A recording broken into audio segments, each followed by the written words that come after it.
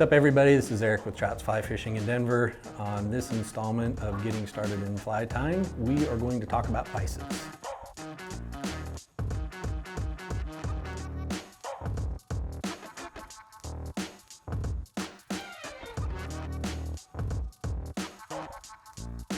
First thing, obviously, you gotta have something to hold your hook. So there's a ton of vises out there.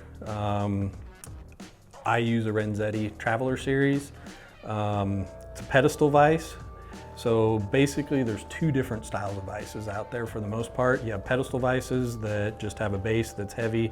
You can put them anywhere. The other style of vise that you have is a C-clamp vise that's gonna clamp to a tabletop. With vises, you have another big difference is a true rotary vise versus a non-rotary vise. So a true rotary vise holds the hook in line with the arm so that when you spin, the hook stays in the same spot.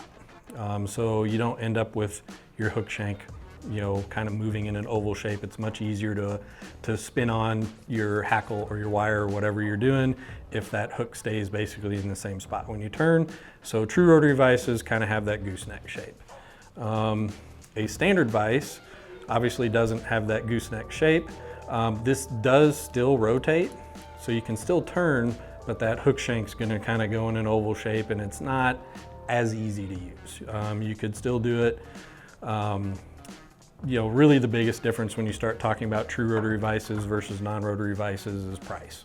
There's a fairly significant price difference. So a couple other things with vises, you do have some adjustments on the jaws for when you're adjusting to really big hooks or really small hooks. So the idea here is that one set of jaws will hold, like a 2/0 to a size 24 hook. So a really wide range of hooks you can hold in it.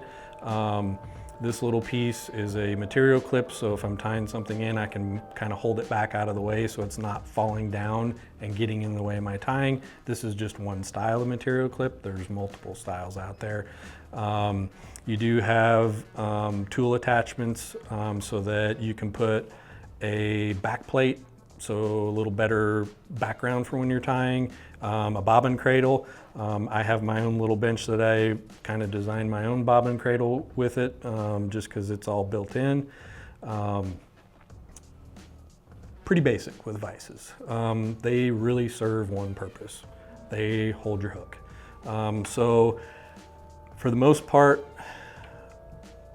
on most hooks, what you want to do when you put the hook in the vise is you're basically wanting to catch the bottom bend of the hook, and you want to get that nice and tight so that that doesn't happen. So I didn't get that tight enough. You don't want that hook moving around in there. So I just get it a little tighter so that that hook is in there nice and solid. So as I'm wrapping, that hook's not moving around. That's really the sole purpose of a vise, is giving you something to put your hook in, hold it solid so that you can tie.